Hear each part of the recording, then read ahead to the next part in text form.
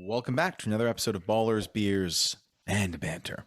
I'm your host, Dave. Here with me, Anthony Not Miller and Chris Chin McCaffrey Not. Anthony Moose. Hello. What's up? That one worked. Huh? Yeah, I was a little Pretty better. applicable there. Pretty applicable Yeah. because Anthony's name is Anthony, and Anthony Miller scored a touchdown today. Christian McCaffrey will be news in today's episode of the podcast. And a lot of people don't know this, probably, Moose, that your name is Chris, but we call you Moose. Yeah. And technically not even your first name, but there's a whole story. But anyways, Chris Chin McCaffrey. Oh, my goodness. So, Carolina, guys, first of all, Moose, you saw the whole game, start to finish? Start to finish. Anthony, did you see the whole game Thursday night? Football? I did the whole thing. Wow. Okay. So I'll be relying on you guys. I caught the second half of the second quarter, or the fourth, eighth, if you will. So I didn't really see much except, a Darnold fumble and the Anthony Miller touchdown. So, and a lot of penalties. So you guys fill me in. But the news that everyone's going to want to hear is is the status of Christian McCaffrey. So he left the game with what looked like a hamstring pull. He walked off, so that's a good sign. But certainly, this is exactly what you don't want to see as a Christian McCaffrey owner in fantasy football. It's exactly the kind of injury that kept him out most of last season. He only played 3 full games last year, and he was always hampered with these strains and sprains and AC joints in the shoulder and things that would keep him out here and there. And you're like, great, it's not season ending, but it's almost worse because he's in and out of the lineup. Or what's even worse is he plays, doesn't finish the game because, of course, you're starting him, and then he ends up with like 6 points like he did today. So what are we thinking? Talk to me about Christian McCaffrey. Talk to me about this game. Well, ideally, you hope that his injury, I mean, if it is just his hamstring, it's rest and stretching. So I would hope that if I was the Panthers organization, he's missing next game, you rest him, you stretch him, you make sure he's 100% to go for the week after. But they probably won't. They'll probably rush it, put him back out there, and he'll probably re-aggravate. I mean, they run him so much. Yeah, Anthony? I have a little bit more faith that they'll most likely sit him out for week 4 because when we see these hamstring pulls in game on Sundays, usually they go to the tent and then they come back, they walk around a little bit, they try to get in there for a couple drives. He was immediately out. So that has me thinking that they knew immediately that it's pretty bad, and especially with a guy that suffered through this all last year. Well, or you hope they're just being super proactive and just saying, okay, you're out for the game. We can't have this get worse. Right. So exactly. hopefully it's a small injury, and they were just being proactive this game, saying, well, there's no point in sending you back out there to re-injure, make it worse right away. Let's just get you already on a rehab program to get that leg ready for next week kind of thing. Exactly. Yeah. And by the time you are listening to this podcast, of course, it being Thursday night, recording right after Thursday Night Football, you'll probably have more up-to-date information just in the news from Adam Schefter and the likes. So you'll know probably his status by this point. I'd bet on that. That's an Adam Schefter joke. He's is it? Yeah, he might be in trouble because apparently he has inside information about a betting company or something to do. Well, that's a little spicy. I hope everything's okay. But in regards to Christian McCaffrey, hamstrings can go either way. They could be you could bounce back in a week. It could be hampered the whole season, depending on the severity. So we'll have to wait and see that. And what's funny is the Carolina Panthers are in the opposite situation that they were last year. Last year, they could afford to rest him because there was no chance they were making the playoffs. So they're like, listen, he's our franchise guy, face of the franchise. Let's rest him. But now they're 3-0, top of the division. Like they might be one of the only undefeated teams after this week. So, they have a shot at the playoffs. So they could rush him back. We'll see how that plays out. Who do they? They played the Dallas Cowboys in week 4. So that'll be a shootout. Yeah. And I mean, interesting. Going forward, I don't know, Moose. I don't know if he passed the eye test for you, but I was not impressed by Chuba. Chuba Hubbard, but I mean, if he gets first team reps, if McCaffrey does sit out for week 4, he might look a little better. I found Royce Freeman, for the little carries that he had, looked more explosive in his runs. He did. He looked a lot more explosive than he ever did in Denver. That's for sure. But obviously, Chuba Hubbard had most of the work. He had 11 carries, 52 yards, 3 for 5, 3 receptions for 27 yards. Here's how I'll put it. From personal experiences being an athlete and, from watching football, if you're not expecting to go in as like the feature role and then suddenly you're thrust into it, it's usually a little bit jarring. So I did that happen to you a lot as an athlete, Moose? What? And not expecting to go in, and then you were thrusted in, and then you're not expected to go in, and suddenly you're filling the Christian McCaffrey role. It's big shoes to fill. You talking about our dodgeball league from back in the day? You were like hoping to ride the pine, and then you got thrown in, and you threw your shoulder out. That's it. Those days? Okay. I was casually having beer. Because when you reference based on your personal experiences as an athlete, I don't know, people who don't, listen to the podcast, they might be thinking, what did casually having beers on the side, and then you get pulled into a dodgeball game. But back to a rugby game, that would happen. Back to more serious issues here. Yeah. I don't think taking Chuba Hubbard's performance today, I mean, I think if anything, he looked pretty good for someone who wasn't expecting to get that many touches in a game. So I agree with you. 11 carries, 52 yards, once he gets 3 receptions, 27. Once he gets the first team reps, like you were saying, I think we could expect something better next week if he's the featured back. Plus, with how scarce running backs are, Chuba Hubbard, you have to imagine if he's not already on teams like handcuffed to Christian McCaffrey, you have to imagine that he's going to be a hot waiver wire target for most teams, potentially Royce Freeman too, but I wouldn't recommend Royce Freeman. I would say Chuba Hubbard would be the guy. Did we drop him in the halftime league? This I can check immediately. And if you don't know what the halftime bowl is, then you're not on Halftime Sports, which you should be. So download the app and come join us live. At least join Anthony and Moose, because Dave, can't figure out his microphone and downloading the latest version of iOS, from time to time. But usually all 3 of us are there Wednesday nights, 10 p.m. Eastern, 7 p.m. Pacific, live, and you can ask us your questions and chat with us, and it's pretty fun. So we did not drop him. So good. Trade bait. So both of you were on the side of drafting him. I was not. We wanted. Well, you're welcome, Anthony. Whoa. But last week you guys said to drop him. I did not. I do not recall that. Yes. Do you have it in writing? There were our hot waiver wire targets that if you can show me the email thread, I'll believe it. But no goodness. Where's the evidence? Who did we waiver instead? I picked up Christian Kirk, and who did I drop? Jerry Jeudy? Judy. Well, yes, because Dave Judy, didn't put an IR spot in the league, so yeah, there's an IR spot. I think I put Judy on the IR, and I picked up that's Christian what Kirk. it is. Yeah. Okay.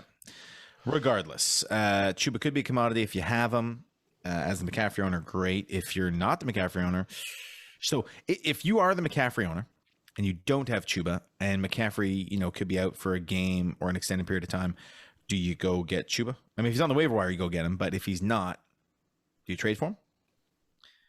No. No. Because we don't know what to expect from Chuba Hubbard. And to trade for a guy like that, you can try and trade for somebody better, maybe. And also, you're never going to know. Chuba, You can't. Choo. Mooses. Do you want to keep making trade noises? I just messing with you. I mean, that's the thing. It depends on Christian McCaffrey's injury, because if they do start Christian McCaffrey or have him on a limited pitch count, then Chuba's not going to be that great for your fantasy team. If we don't know when he's going to get played or when he's going to get touches. Yeah. Okay. What about the rest of the game? We had Sam Darnold. Even in a poor game, what looked like a poor game, at least from the fourth, eighth I saw, doing pretty well. 23 points. Not bad. Not bad. Mm-hmm. 2 rushing touchdowns. What are beer He had bets? 2 rushing touchdowns. Yeah. Ooh. One which was, I mean, I can't believe they did a QB sneak on the 1 yard line. He looked like his body got real crushed up, but hey, they scored. He's strong. He's big and strong. He used to be a linebacker. Used to be a linebacker in high school. But yeah, he's looking pretty good. DJ Moore. Tell me about DJ Moore. Yeah, it's his favorite target. All sorts of balls. Clearly his favorite target, and not Robbie Anderson. Ooh, 8 receptions for 126 yards. Yeah, Robbie Anderson was a bust. I guess I dropped the ball there. I thought they'd both be good against Houston. Well, that was the idea. You would figure that Darnold has already a rapport with him from the Jets. But I think the year to get Robbie Anderson was last year. I think it was a surprise last year. He was a late round pick that panned out. This year, I think he went higher than he should have. And it seemed Terrace Marshall. Terrence. Terrence? Isn't it Terrence? You're right. Terrace. There's no N. Terrace. Yeah, it's There's Terrace. no N. My brain put an N in his name this whole time. Since we were doing preseason research on rookies. Terrace. There's no N. No N. Wow. Terrace Marshall. Terrace. Hey, also, did you guys know that Chuba was Canadian? I did know that, actually. I didn't know that. Well, I knew since a couple of weeks ago, but I was just reminded of it. Did you know that terrace, which is really only a term in Montreal, that means patio in Montreal. So the rest of Canada and other places in the US call that patio, but in Montreal we call it terrace. So Terrace Marshall, call him patio. Patio lanterns? New nickname? Patio lanterns. Patio Marshall. Yeah. He got 4 of 5 for 48 yards. I know he was... A lot of people were expecting a lot from him this year, like a sneaky rookie wide receiver pick. It's week 3. I know, but he looked good. He looked good for a rookie in week 3. Yeah. But I'm saying, all I'll say is, if you drafted him, keep him on your bench. It's like we say about rookies. You I never should know still when keep him on my bench, Anthony? Yes. Okay, I will. Yes, because with Robbie Anderson only receiving 2 targets, and DJ Moore being... and to mention, and DJ Moore did out. leave the field, but he did come back. So keep Terrace Marshall. DJ Moore is clearly the favorite target. And that's all. They tried to get the ball to Dan Arnold, but it was the other tight end that caught the touchdown, Mr. Tommy Tremble. Tommy Tremble. Rookie. Yes. Rookie Tommy Tremble out of Notre Dame, I believe. So they like their tight ends over there. Yeah. So keep your eye on him if you're in Dynasty. That's it. And then, going to the other side of the ball, Brandon Cooks only. Yeah. Davis Mills, from what I saw, he did have that 2-minute. That sound sums it up. He did have that 2-minute hurry up offense at the end that looked good. But, hey, maybe Trevor Lawrence is no longer the worst rookie quarterback of the class. It's Davis Mills. It's definitely not Davis Mills. He didn't have a turnover. You mean it's Houston? It's Houston, is what you're saying. For a short week and his first game ever, he did pretty well. He wasn't. Yeah, exactly. And I don't know too much about his past, but apparently he didn't play that much at Stanford. They said he should have played another year, and he probably would have been a first-round pick if he played one more year. He essentially was Houston's first-round pick because Houston did not have a first-rounder, and he was their second-round pick. Or third, whatever their first pick was. I don't know. But he definitely didn't throw 4 interceptions. No. Oh, Zach Wilson. But that was against the Patriots. That's the Patriots.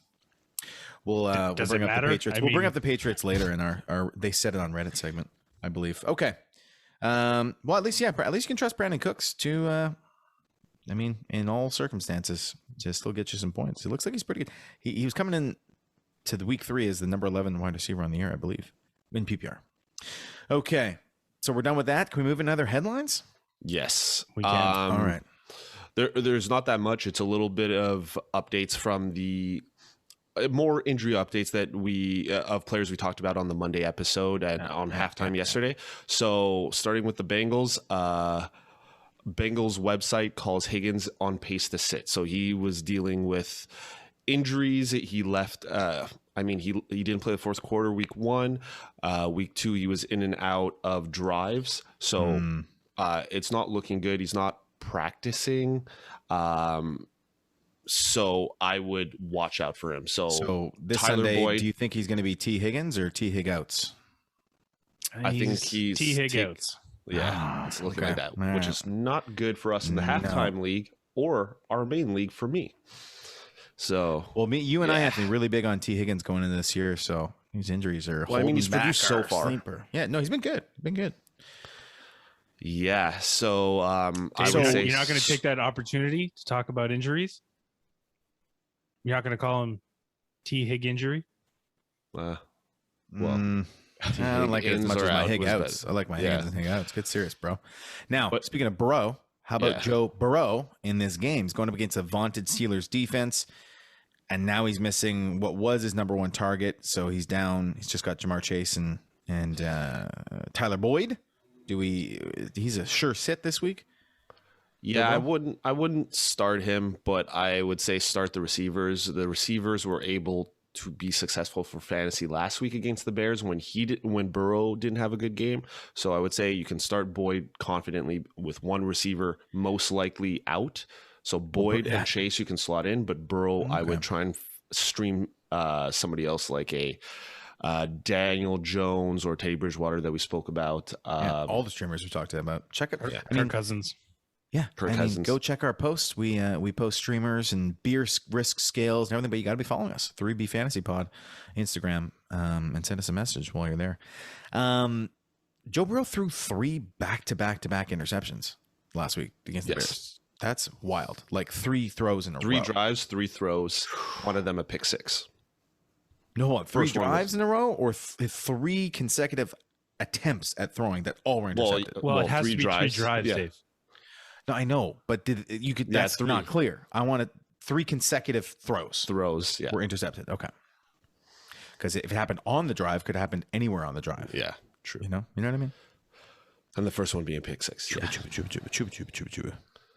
All right. So moving on. Now Ravens QB Lamar Jackson missed practice day with a non-COVID illness, a bit of a stomach bug. He'll be fine. So the stomach issues continue.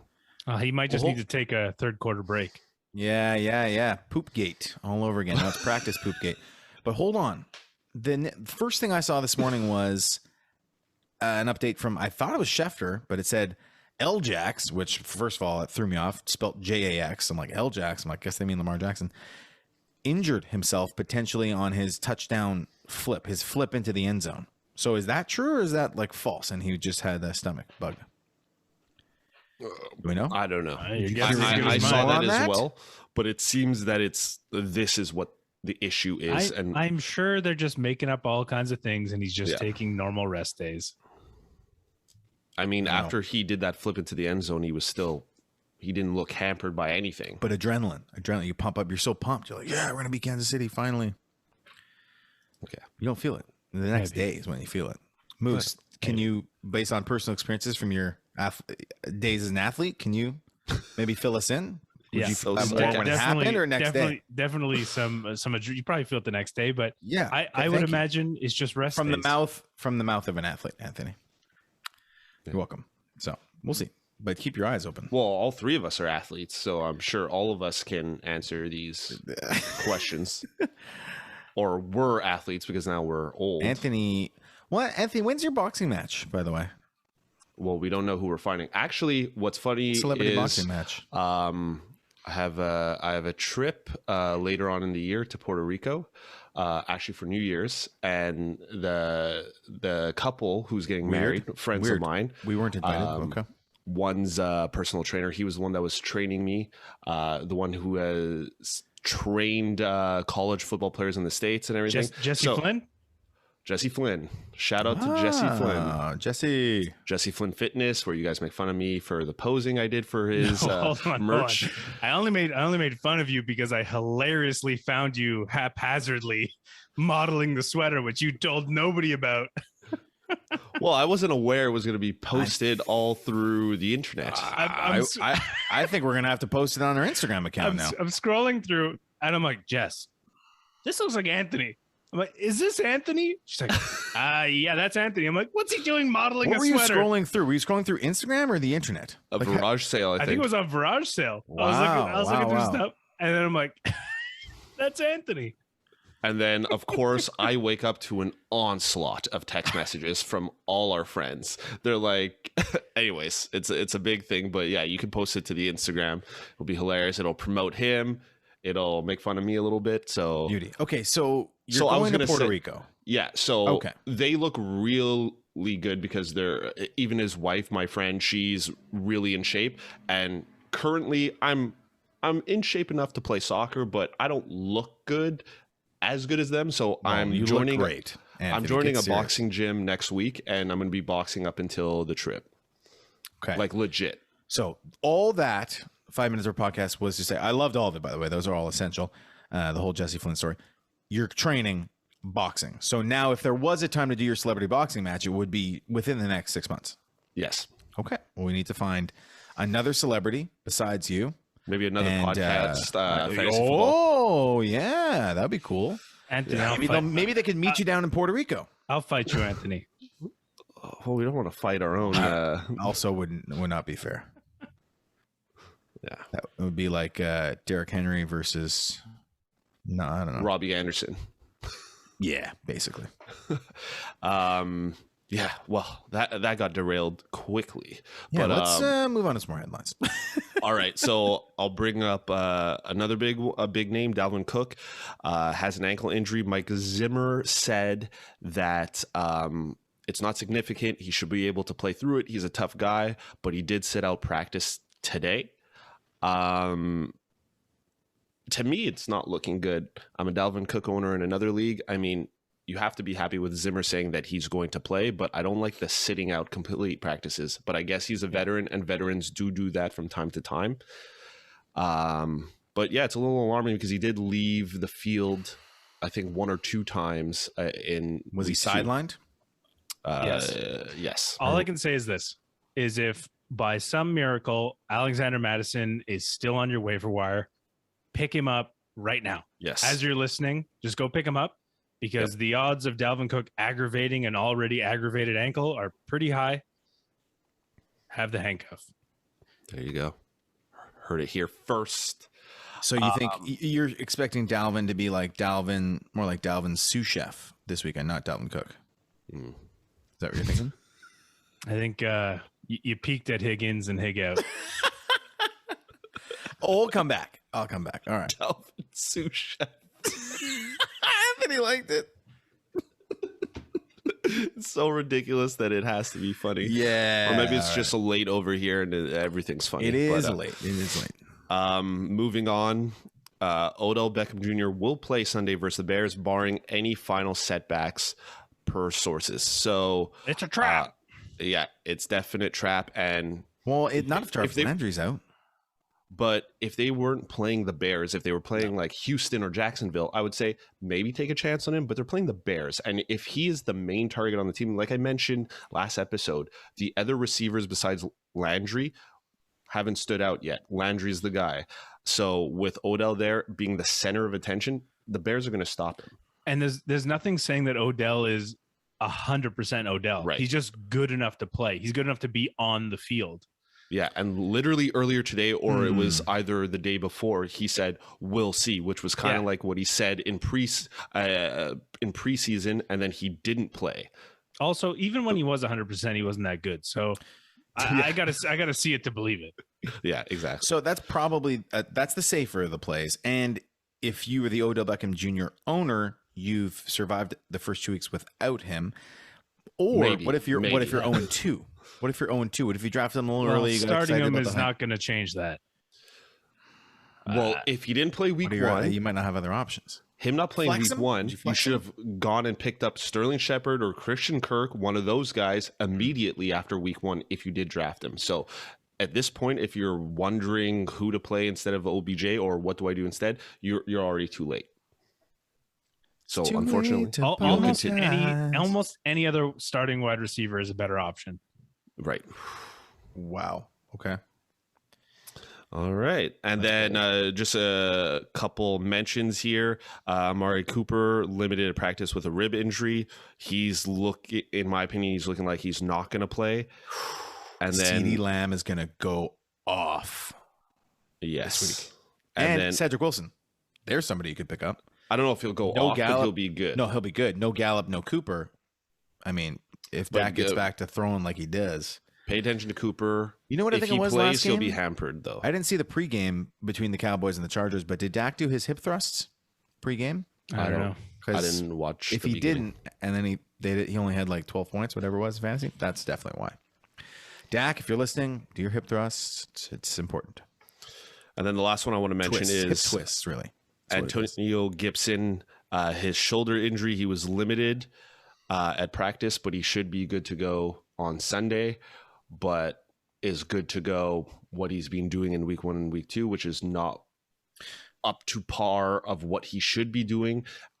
They're playing Buffalo, who allows almost no points to the running back. So I said slot on J.D. McKissic or somebody better. We spoke about this yesterday. Like if you have a Tony Pollard on your bench, or who else did we name? I can't even think of it now. But I think McKissic could be a good play because they'll be playing from behind, in my opinion. So they'll need to throw the ball more. So McKissic will get in more and make points, receiving passes out of the backfield. But okay, so Gibson was hampered by this shoulder injury in week 1. Yeah. So that's why he's limited. Then he was on the short week for week 2. Right. Still played. Now he's had a long week, a Thursday to a Sunday. Right. So you would figure if he wasn't playing Buffalo, let's say he was playing or just an average run defense, you would start him, right? Yes. Full-fledged. Okay. Like, so you can still start him now. Combined with. So why are you less concerned about J.D. McKissic against Buffalo? Because, like we mentioned last week, J.D. McKissic gets in the 2-minute drill. He gets in on the hurry up offense. Yep. And normally when teams play from behind, unless you have an every down back that receives out of the backfield, usually a guy like Nyheim Hines will get in there. Tony Pollard, we saw, got in there over Ezekiel Elliott on drives like that. So J.D. McKissic is actually more of a receiver than a running back. Right. So it's not the carries that'll make him effective for fantasy. It will be the receiving out of the backfield. So that's I don't know if it would be considered a hot take, but I'm saying start J.D. McKissic over Antonio Gibson. I have him as a handcuff in one of my leagues where I have Antonio Gibson. I believe I will be starting McKissic over him. Ooh, well, putting your money where your mouth is. Yeah, exactly. I have to. I think I'm sitting Gibson this week. I have him in that Yahoo league. And but I'm fortunate enough to have Nick Chubb, Tyson Williams, and Jamal Williams. So I don't need Gibson necessarily. So that's where I'm going with. So I feel you. All right, that's it for headlines? Yeah. Oh, awesome. All right. Well, you heard it here first. Injury reports. You're welcome. Thank you, Anthony. Which means we can get into our main segment of the day for our Thursday night episodes that we record on Thursday. I don't know when you listen to them, but you should listen to them Friday morning as soon as you wake up. And that is our 6-pack risk scale, week number 3. So if you're not familiar with this, rather than saying start this guy, sit this guy, we have come up with a 1 to 6 scale of risk assessment. A 1 being the riskiest, only 1 beer. You only have 1 beer. That's pretty risky. Versus 6 beers, which is the safest kind of autoplay. So, you might think of it as a 1 beer is a sit, 6 is a start, and then figure it out in the middle. But that's the scale we're going with. And of course, you can find this information on Instagram, 3B Fantasy Pod. Who do you want to start with first, gentlemen? Let's just start from the top. Started from the bottom, now we're here. At the top being from the graphic on Instagram? Yeah. Yep. And is that Derek Carr? It sure is. Oh, baby. So we have Derek Carr at only 4 beers this week, gentlemen. Why is that? Well, only 4 beers for Derek Carr and how he's played the past few years. 4 beers, I think, is a step up. He wasn't drafted as a starter. So, I mean, at this point, we're saying he should start 4 beers out of 6. I mean, Anthony, you and I both have him at 5. Here's Moose, who spoke Derek Carr's top performances into existence by saying he's going to be a top 12 quarterback. And I have him Moose at a 3. is going to be right again. By the way, I mean, we know Moose is the 3-time champ, but Moose is right about a lot of stuff so far this year. Daniel Carlson. Of course, I just cursed it by saying it. Why did I say that loud? Okay. Derek Carr. Moose, do you have him at a 3? No, I have him at a 3. Oh, so Moose and I agree. Yeah. High 5, Moose. We have him at a 5. They're going up against the Dolphins, who just got trounced by the Bills. They got run over. They got stampeded by the Bills, 35-0. No Tua this week, likely. Fractured ribs. No, out. He's fully out, right? It's Jacoby. It's Oh, the Jacoby show. Yeah. Tua's fully out. Yeah, so it's the Jacoby show against the Raiders. 2-0 Raiders against the Dolphins. Why are you at 3, Anthony, for the Carr? It's because, well, like I just mentioned, he wasn't drafted as a starter. I mean, the Vegas Raiders do this to us every year. They look good some games, and then sometimes they just don't show up. So I would like to see. I forget, you just mentioned it before, who they're playing this week. The Raiders look like Dolphins. The Raiders look like a hot mess all the time, but they seem to be pulling it off. Yeah. So I mean, I'm probably a little too harsh putting him at a 3. I could probably put him at a 4 for this week, since they are playing the Tua-less Miami Dolphins. And if they're Tua-less, would they be 1? Silence is deafening. Tua-less. Yeah, we got it. Okay. We got it. Okay. Just making sure. I'm just wondering if this will be a game where he doesn't, our line of being a start-worthy quarterback would be, or a productive enough quarterback for fantasy on your starting roster would be 20 points. I'm just worried he'll put up like 16 to 18. We might need to move that number up this year so far, but continue. Here's how I see it. The Las Vegas defense has been pretty good. Yep. So I would anticipate that Miami is going to have a hard time scoring. They did against Buffalo, who also has a great defense. And the Las Vegas offense, it's very similar to the Bills offense. I think Derek Carr is a big part of the problem. He hesitates a lot when he should really just pull the trigger and fire that ball down the field. But if he can pull it together with Henry Ruggs, Hunter Renfrow, Darren Waller, of course, sneak a little Bryan Edwards in there. Sneaky big Bryan Edwards. I think they can torch Miami. And maybe they don't torch, because they didn't torch Pittsburgh, but they got plenty of fantasy points. He did, Waller did, Daniel Carlson did. Did you see that Daniel Carlson played himself in fantasy football? Yeah. I sent you guys the video. Yes. Go check it on the internet. Pretty cute little clip. He played against himself, so he lost. He gave himself an L by scoring 5 field goals. That quarterback line, Anthony, you mentioned, we're going to have to change this quarterback line if things keep up like this. So we usually say 20 points is our bar for good starting quarterback in 1 QB leagues. There are currently 20 quarterbacks. Oh, that's wrong. Never mind. Just never mind. I'm completely wrong. I was going to correct you but I was waiting. Okay. All right. No, it's still a pretty good line. So we have 13 quarterbacks averaging 20 points or more. So our line's pretty good. Our bar is pretty good. Okay. Yeah. And I have a feeling that their defense is going to destroy Miami, and they might have a couple defensive touchdowns where Derek Carr might not need to do too much. So that's why I think he'll still be good. I think he'll perform like Sam Darnold in the first 2 weeks, who had 18 points. So 18 points is still respectable. Yeah. Part of my beer bottle concern as well is his ankle. He does have that ankle injury. Right. At least it's only one ankle, not both like Carson Wentz. Yes. All right. So we're saying Derek Carr, if you picked him up to stream him, go for it. You can go for it. You can go for it. You can go for it. All right. Okay. Who's next on the list? Darrell Henderson Jr., who we have at 2 beers out of 6 for a lot of reasons. One being he suffered a rib injury in week 2, did not practice to start the week. His availability is still uncertain for Sunday. So that's one way to look at it. And the second way to look at it is they're playing the Tampa Bay Buccaneers. And I don't want to get it too much into the reason why, because it kind of has to do with our Reddit. But all right, like we said, let's push on ahead. Darrell Henderson, not worth your time this week. Sit him.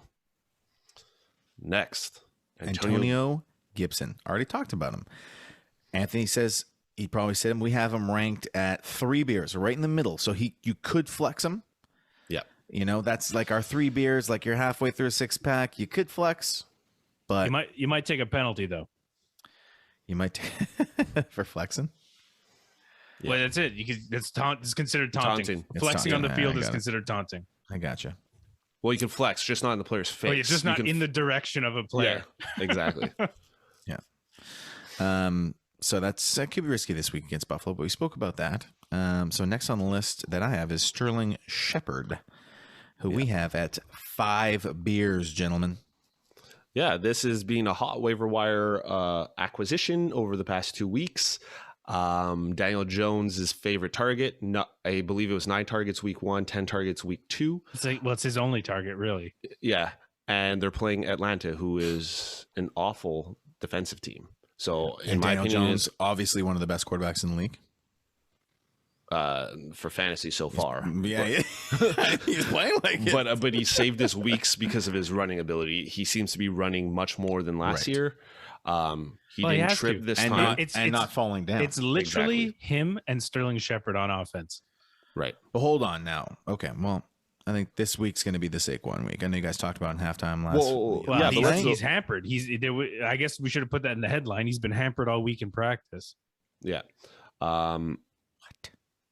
Yeah, he's hampered. He's always hampered, and this is why hampered. So all running backs are hampered. Just we won't get into it that much, but I'm saying for the Saquon owners, we mentioned it yesterday that I had a few people that have been offered trades in other leagues. Like one of my friends, a trade offer for his Saquon, he would receive Carson in return. I said, no, don't do it, because Carson is also a very injury-prone running back. And if they're both healthy, Saquon is better. So I said, keep Saquon, see how he performs against Atlanta. If he's atrocious looking and he still looks hampered, then it's not probably going to be a good season for him. But I would give him one last week before you start trading him to another Saquon fan. All right, so Sterling we like this week against Atlanta. We like Saquon against Atlanta. No, Sterling Shepard. Oh, yeah, Sterling Shepard, yes. Yes, 5 beers. Start him. You can't go against 10 targets. I mean, that's crazy. Yeah, nothing to turn your nose up.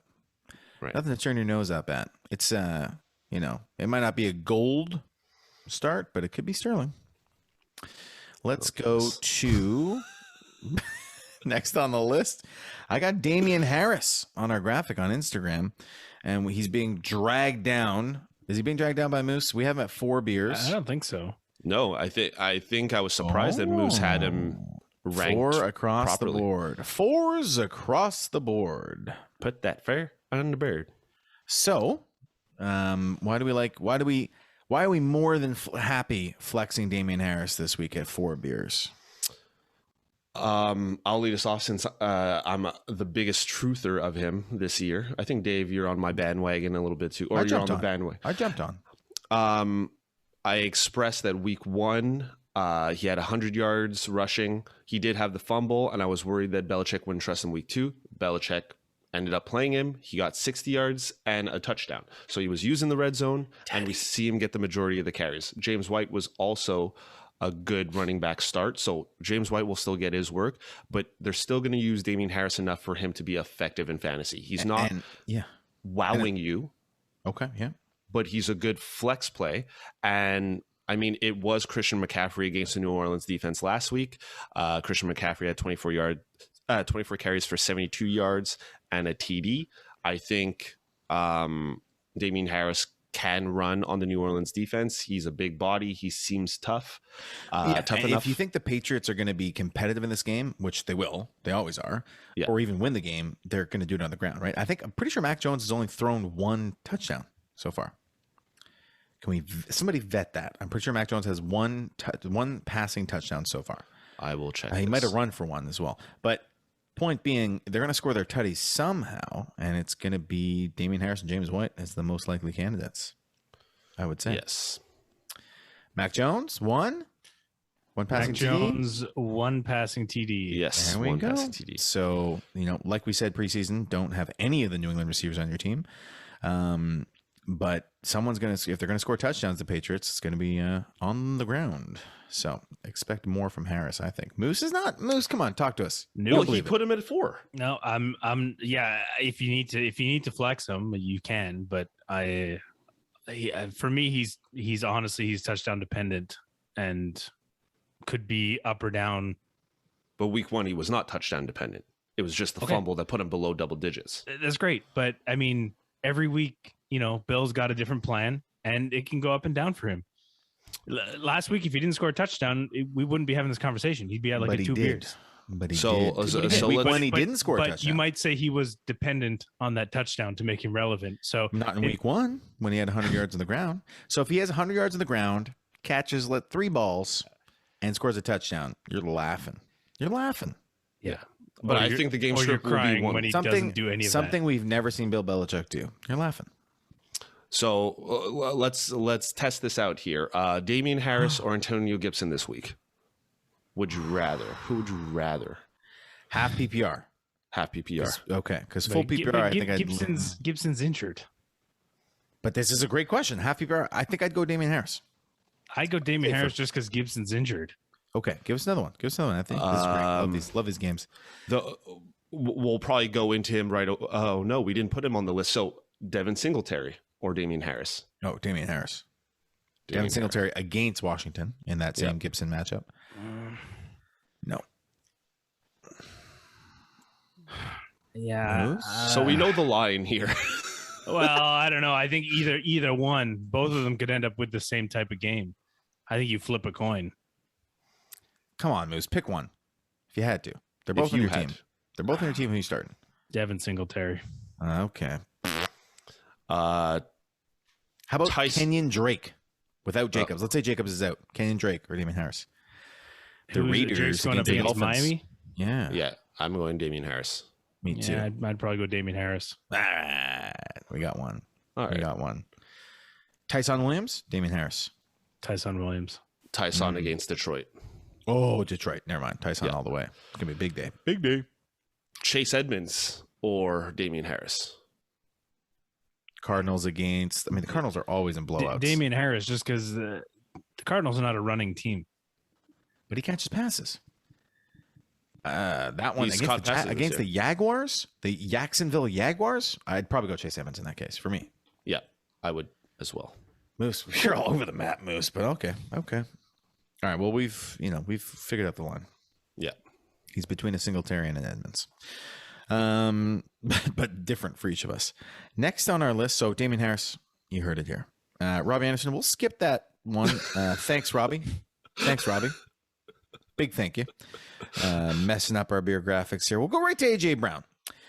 Big play AJ. Downtown AJ Brown, who disappointed last week. Julio Jones got all the big action. play AJ this season? Should we just hold off? Big nay AJ right now, dropping all sorts of balls. So since you're the biggest believer in him, I have him in a league and I drafted him based on your analysis of him. I took a shot on him. Convince me that he will that he will get back to what he's supposed to be doing and represent our four beers correctly. So this is his third season. In his first 2 seasons, the only thing keeping AJ Brown from being elite was volume and staying on the field. Okay. Both those actually this year have been rectified. He's getting crazy volume. He's getting plenty of targets. And right now, knock on wood, he started the season healthy, not hampered by injury. The issue right now is he's dropping balls. Okay. Which he had, I wouldn't say he's been known to do that in the past. He's not like he has the best hands in the league, but he's dropping balls he shouldn't be dropping. And I don't know what it is. He's got the yips, or he's got the, he's trying to impress Julio, his buddy, his hero who's there, or what it is, or he's too strong, like his muscles are really too big. He'll rectify it. He'll fix it. He's no Deontay Dropson, who's going to ruin your, knock on wood again, ruin you in your first week of the fantasy playoffs. He will rectify the situation and Tannehill's been so as well. I bet a lot of those balls are wobbly Tannehill balls. They're going to clean it up. Tannehill's wobbly balls, I'm telling you. They're going to clean it up. He's going to fix it. Now, they're playing the Colts this week. This is a tough matchup, a tougher matchup. Colts are 0-2. They're hungry. They have a pretty good defense. Sounds like you're setting up an excuse already. No, but I think it's going to be an AJ day. And he normally only needs 4 catches, goes 90 yards, touchdown. It'll happen. You know what? How many points do you want him to get this week, Anthony? What will you be happy with? Half PPR. 15. Okay. I guarantee it. Beer bet. I will take it for you and me because I own him in several leagues. And it's a win-win. If he does get it, I do well in fantasy. And if I lose, well, actually, I lose if he doesn't do that. So you lose, I lose, or we both win. I get to drink a beer and win fantasy if you win. So let's do it. Let's do it. Yeah. 15 points. Come on, AJ. We're going to tag him. We stopped tagging. We should tag our players. Yes, we should do that. Instagram and stuff. And yeah, okay. All right. So start AJ Brown. Don't give up on him yet. I'd even target him for trades because people are probably like fed up getting rid of him. Okay, who's next? I left the graphic. Oh, here we go. Oh, well, speaking of one big play guy who Dave's high on, to another who I'm high on, DK Metcalf. So we had AJ Brown at 4 beers, by the way. Yes. We have DK at 5, slightly higher. I guess he hasn't. Really, the issue with DK is they haven't been throwing him the ball as much. Oh, no, they have. They have. He has the exact same number of targets as Ty Lockett, but they're more like short yardage type situations. And he hasn't been able to fight off the cornerbacks and break out for a run down the field. So I believe in DK's talent. He's we've seen it. He's really good. But what concerns me is that today he decided to turn to social media to try to talk big game. And for me, that's always a sign that something's not going well. What was explain it more. Elaborate, please. He had a tweet that said, the only way you can stop me is by talking shit. Oh, Moose, you just swore on the podcast. I know, but I was quoting DK. But you could have said S word. Goodness. All right. Well, censored. This one's censored. Sorry, I'm assuming that's what he said because it was censored on Twitter. I don't know how hard it is. Instead of putting the censored on our episode, can you throw in like a beep? I don't know how hard it is to but bleep. Well, now it's going to be. I think we can get away with it. If DK said it, we can say it once. Well, we'll list this one as censored. We'll put it in the title. We'll say Moose eats S word. Okay.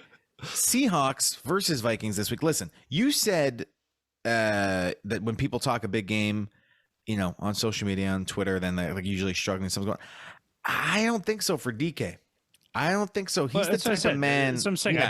I believe in his talent. Usually when you start crying on social media, it's because something's going on. If he complained on social media, like they're not giving me the ball or they're not whatever, that'd be different. Just go on the field. Just go on the field and do it. Right, but he said the only way you can stop me is by talking S. I'd be scared of DK. I wouldn't want to cover DK this week if I were Minnesota Vikings. I would TV. in fact be laughing in his face. Just go on the field and do it. Just catch the ball. Jump over me. Moose, catch the ball. Hey Moose. Yeah. How many points do you want DK Metcalf to get this week? Half PPR.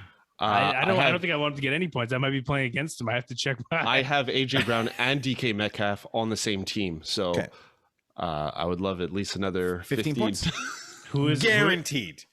Guaranteed 15 points from DK Metcalf this week. I'll double down. Who are the Seahawks playing? Minnesota.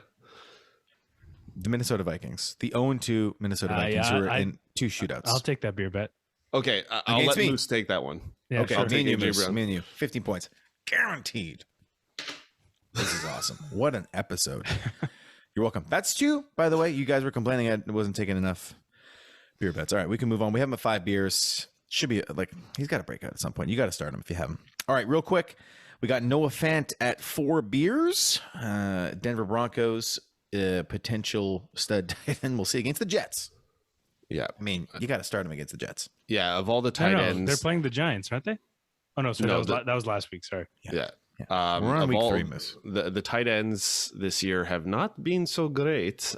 So he's one of the shining shining tight ends out of the whole group of them this year. So I would say, especially matchup based, this is a great start for him.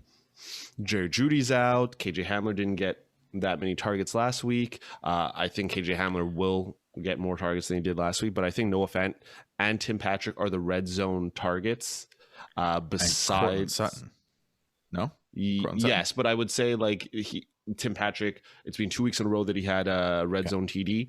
Noah Fant, it's last week that he got a red zone TD. So I say that he looks to those guys again, and Noah Fant gets one. I'm guaranteeing a touchdown from Noah Fant. Ooh, that's a way bold. That's a bolder guarantee than mine. than my 15 points for AJ and DK. Do you want to take it? No, I'm all good now. We don't know what's going to happen there. You know what happens with tight ends. Speaking of tight ends, we got Jared Cook 1 beer less than Noah Fant at 3 on the beer scale. That could be because he's Jared Cook and he's like 47 years old and 34. You never know. Yeah, 34. I know you talked about it last night. But they're against the Chiefs. Pretty good matchup. Herbert's got a breakout. Herbert's been playing well in real football, but hasn't translated to fantasy glory yet. I drafted Herbert everywhere, so I will cry if he doesn't get over the 20-point mark this week. I want 30 from Justin. Like, Justin, come on. So, Jared Cook, I mean, some people picked him up as a streamer this week. I guess you could play him. Like, I mean, if you're in that situation, right? Like, I would say this week because of matchup, I think Kansas City is not usually that great against the tight end. And Justin Herbert still looks at Jared Cook quite a bit. So I would say because of matchup and because Justin Herbert is looking his way so far in the week 1 and week 2, I would say that he's a better option than most of the others out there. And even a Jared sous chef is pretty good for tight ends. You know what I mean? Like, even if he has like a sous chef week, not so good, he's not a full cook. It's still it's the best you're going to get a tight end unless you're Kelsey, Kittle, face Waller, is Hawkinson. how I feel inside about your. Okay, I'll just bring used it it full once. circle. Well, I just can't believe you tried it twice. Yeah, I know, with a different player. You got the laugh the first time. Went off with a hit the first time, so just bring it back. It's another cook. Why wouldn't I? Okay, let's stay with the Chargers. I'm skipping your boy here, Anthony. We'll stick with the Chargers, and we'll go to Austin Ekeler. Yep. We have Ekeler at 5 beers this week. Same matchup, Chargers versus Chiefs. That you can run on the Chiefs. The Chiefs have a hard time stopping the run. Mm-hmm. So that's why we like Ekeler to kind of bust out and have his best fantasy week so far. I have him at 6. You guys have him at 5 beers on the scale. Yes. Start him. You draft him to be a stud. Trust him. Throw him in there. We'll see what happens with the Chiefs. And then last on our list, but first in Anthony's heart, Justin Fields, QB1 this week for the Bears. Question mark? I predicted week 4. He'd come in. He comes in week 3 due to an injury for Dalvin. Whoa. So I was waiting for this episode. I wanted to save it for the podcast and not message in our private chat. Cause similar to my Taylor Heineke bet with Moose. Yeah. You said he would come in week 4. Yes. Based on, maybe the Bears losing or Andy Dalton not performing. So injury, any backup quarterback will start due to injury. So this is null and void. Also, based on what Matt Nagy said, as soon as Andy Dalton's healthy, he's starting again. If they come out and say Andy Dalton is healthy, but they're starting Fields, then I'll give you the win. Well, I can't get the win now because it won't be week 4. I can't get the correct week. Well, yeah, you won't get the correct because there's no way. Well, right? yeah, because Andy Dalton comes, bombs week 4, he does terrible, and they say Justin Fields the starter. But then he starts week 5, so I wasn't correct. Yeah, but you said after week 4. You said Justin Fields would be the starter. No, after week 4. No, I said he'd start week 4 against start Detroit week 4 Lions. against Detroit. Okay, so let's say Justin Fields has an amazing game this week. Yeah. And then and Andy Dalton's healthy, but they start Justin Fields instead, then you'd win. That counts. Yeah. Let's get it, Justin. Let's go. But Andy Dalton has to be healthy by next week. It has to be a distinct thing where they say Andy Dalton's healthy, but we're disregarding his health. All right. Justin Fields going in. So let's get back to people who may have stashed Justin Fields on their bench or drafted him late. They're going up against the Browns. Pretty good defense, not starting him. Not a staunch defense. We have him at 3 beers, Justin Fields, which is for quarterbacks. I mean, you don't flex quarterbacks, so it's right in the middle. You could not. No, don't start him this week. Why didn't you put him at a 2 then? Why did you put him 2 instead of? Why did you put him 3? You could, if you're a wild man, you could start him, but I would not advise it. So this is your classic Jalen Hurts situation. He's a running quarterback, so he could run and give you 20 points, and they could lose horribly to the Cleveland Browns, but he could make up his points. So Jalen Hurts, I think Philly's 0-2, or they're 1-1. Philly's 1-1. 1-1.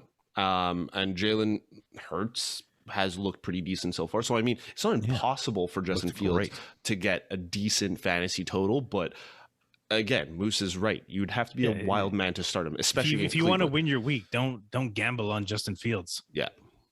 Okay. And I guess if you drafted, most people didn't draft Justin Fields as their first quarterback. They either draft him as a second, probably, or picked him up on waivers. Right. And then I can't really see like anybody that you're sitting. I mean, you're not going to sit Tom Brady or Russell Wilson or Aaron Rodgers, Dak Prescott. Like, there's nobody you're sitting, right? Joe Burrow. Okay, so if you drafted Burrow and Fields, I would start Fields over Burrow this week. If that's your situation. I would go to the waiver wire and find another quarterback. Yeah, that too. Which you should have already done. Like you should have instantly dropped Fields and picked up like Sam a Bridgewater or Sam Darnold. Yeah. Who's Bridgewater against the Jets? Don't mind if I do. Even Kirk Cousins against the Seahawks. But I mean, preemptively, if you think Fields is going to be the starter going forward, I mean, playing Detroit next week, that would be a great sneaky pickup. Yeah, if you have someone you can just dump off your bench and not have to worry about it and pick up Justin Fields in the event that he's the starter and does really well, then why not? All right. Well, that's it. That wraps up our 6-pack risk scale for week 3. Such a fun segment. If we didn't cover, we only cover 12 names. So if we didn't cover someone that you would like to know more about or get start-sit advice, then hit us up, 3bfantasypod@gmail.com, or on Instagram. Just DM us. We answer you. We got nothing else to do. And of course, join us on. That's not true. We have tons of stuff to do, but we will get back to you. And also come join us on live on Halftime Sports every Wednesday night, 10 p.m. Eastern, 7 p.m. Pacific. I think we're ready for the next segment, guys. Yes, absolutely. Is it time? It's time. Yeah. For they said it on Reddit. It's definitely the best one of the week. He's back. The two fingers on the headphone. I love it. I have to. If you don't, you gotta. And if you don't get that experience unless you're watching on YouTube, so come check us on YouTube. Subscribe and hit the notifications bell. All right, so this one's coming from user Faustus2425. What tip do you know that helps you set your fantasy lineups over a casual fan?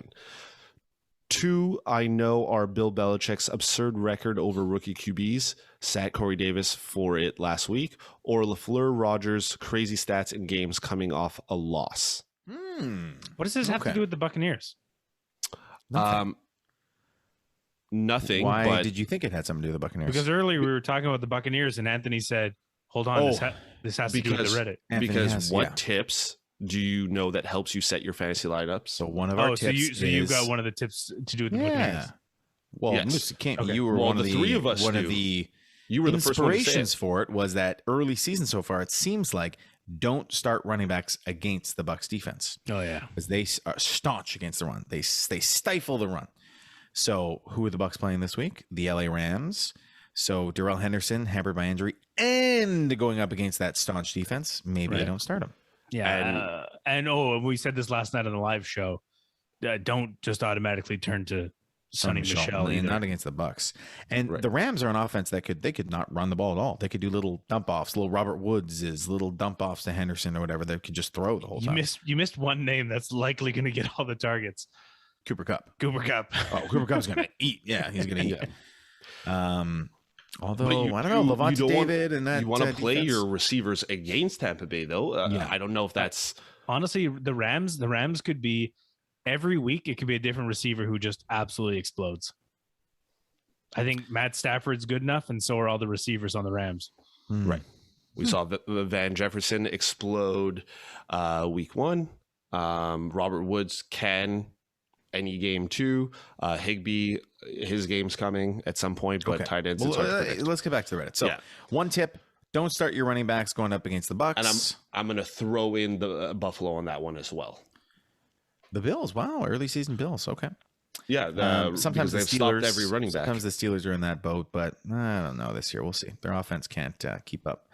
If you're looking for defenses to stream, we often just look at who are the Jets playing, who are the Texans playing, and you could stream those defenses. So that's another helpful tip. Are these just weekly tips or just tips in general? Well, for setting tips. General tips for setting your lineup. Oh, for setting your lineup. Okay. Well, the first one, like I always say, is never draft a Miami player. And I did, and I'm regretting it. And I think everybody who has drafted a Miami player might be regretting it. And if you would have listened to me, you wouldn't have drafted Myles Gaskin. Yeah. So, hey, I should have listened to myself. that too. Listen to yourself. What was I thinking? Put your best foot forward, man. But I mean, you I did a didn't. lot of things you don't normally do. You drafted Mike Evans. You drafted Miami players. Well, that was different. That was in the auction league, and I'm pretty Yeah. sure I was just trying to boost the price, and then ended up with a deal. Darn it. Weren't complaining week 2 though. Well, that's it. But my team's stacked, so I'm not. Mike Evans can bust all he wants. I got enough other players. Okay. Yeah. Let's get back to the task at hand here. So, what's Weekly your tip, Moose? tips. Don't start Dolphins. Don't start Dolphins. I don't know, because the weekly tips are kind of situational. I don't think I have one general tip. Well, we do have one major one, and that Moose, you aired. You made this error, but I don't think it costed you. It cost you, and that is there's Thursday night football, then there's a bulk of games on Sunday, and then there's a Monday night football. If you have someone playing in Thursday night football, regardless of how you feel about how good they are, don't put them in the flex spot. Put them in your starting position. So if it's a receiver or running back, they might be your third best, but start them, because if you put them in your flex spot and then your starter gets injured, Antonio Gibson, Dalvin Cook, Amari Cooper, turns out they're not playing, you have fewer options. You can't switch out that player that you put in your flex. So always save your flex for whoever's playing the latest. Right. Correct. One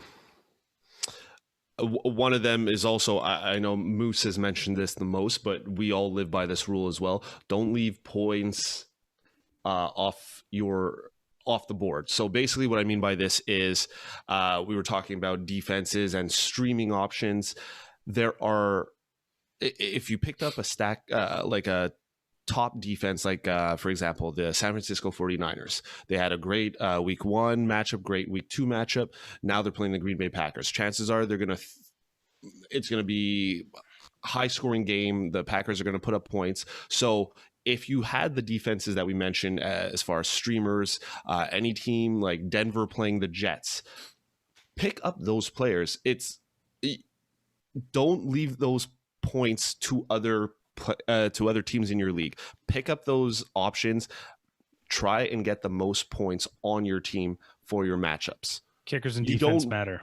Yeah, and like Moose said, you don't win your league at the draft. So you need to make moves in season. So for the best lineup, if you have a Joe Burrow, you should have. If Joe Burrow was your starting QB, you should go look to pick up somebody who has a great matchup, like Teddy Bridgewater this week, like Sam Darnold did this week. So if Joe Burrow is your starting quarterback, you're probably a Cincinnati Bengals fan, Seeger?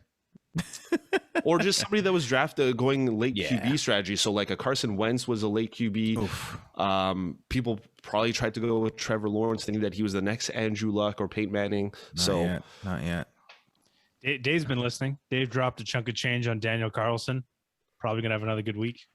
I couldn't believe he was available in our dynasty. Yeah. I got Will Lutz on IR. I've been using Ryan Suckup, but he's old. He's 36. I picked up Daniel Carlson. He's young. He's a young buck. Might keep him forever. Guy. And yeah, why not? And yeah, I listen to Moose all the time now. Moose just runs my teams. I have a good tip. Now, really good coaches usually have really good game scripts and game plans. And this is especially true coming off of bye weeks. So offensive gifted coaches, the offensive geniuses of the league, coming off bye weeks, their teams are going to go off. Okay. So if you can get the quarterbacks and the general offensive players on those teams, if you can scoop them up, if people drop anyone in a bye week, that's like a fringe player, go scoop them up coming off that bye week and start everybody on those teams. So who are the genius offensive coaches? Well, Andy Reid and the Kansas City Chiefs. So let's say someone drops McCole Hardman and you need somebody, scoop them up coming in the bye week. Kevin Stefanski is an offensive genius. Sean McVay for the Cleveland Browns. Sean McVay, Los Angeles Rams. Maybe Van Jefferson at some point when they're coming off the bye week. Keep your eyes open for those offensive guru coaches coming off of bye weeks because they are big. So that's one. I have another tip. This is probably the most important tip of all of them. Set your lineup once. Just do it. Just do it Don't once. tinker. Trust your gut. Don't tinker. Trust your gut. You were probably right the first time. If you tinker, you're probably going to do something you regret just because you thought about it for too long. So pick a time, before the Thursday night game. If you have Thursday players, set your Thursday guys. And then on Saturday or Sunday morning, set your Sunday, Monday players and just leave it. Trust your gut. It's kind of like I used that for multiple choice in exams when we were in school for the. Yeah. And look how you ended up. Pretty good. Don't be just C for all of them. C. Yeah. If you're tinkering too much, you end up at Tinkerbell, and your team's going to get the Captain Hook, and you'll end up in Neverland forever. Goodness. That was a bit much. You overthought that one. That's an example of overthinking. Yeah, that is overthinking. That is tinkering. I tinkered with it too much. You tinkered too much. While we were talking, you were tinkering. Our whole audience is currently the Lost Boys because nobody understood that analogy. Tinkerbell, Captain Hook, come on. Everyone understood that. We understood, but it was too much. Okay. All right. That does it for the Set It on Reddit segment. Thanks to Fossas2425 for a great question. Okay, guys, I came straight from work. I got no beer in the fridge. It's Thursday. I'm probably, might end up chugging 3 beers this weekend because of the beer bets. So, drinking water. It's not a surprise. You guys? It's Thursday night. Okay. At least you made some beer bets. Makes me certain that you'll have some beers this week. You're welcome. Well, no, I'm going to win both those, but I'll have one anyways. Well, I hope so. For my benefit as well. So, I hope you're right. We're going to have so much fun watching those games now. I'm having a Cronenberg 1664 Blanc again. Yes, the year the guillotine was invented. 1664. I'm having the Innocent Gun Caribbean rum cask again. Oh, delicious. It's quite tasty. A little Caribbean, eh? Okay, awesome. Words of wisdom, gentlemen. Always put your best foot forward and no tinkering. No tinkering. Yeah, and make sure you bundle up if it's below, 150 Kelvin? 150 Kelvin. Have you measured the Kelvin for what? No, cold? not at all. We probably should, but I like that we don't. We don't really know. We're just guessing. We're freeballing it. Maybe we'll tell you on Sunday. Enjoy the action in week 3. Week 3 is always a fun one. That's when the trends are set, and you can join Anthony and Moose for the Sunday night podcast. Otherwise, we'll see you on for the Monday podcast. As always, thanks for listening. See you next time. Ciao.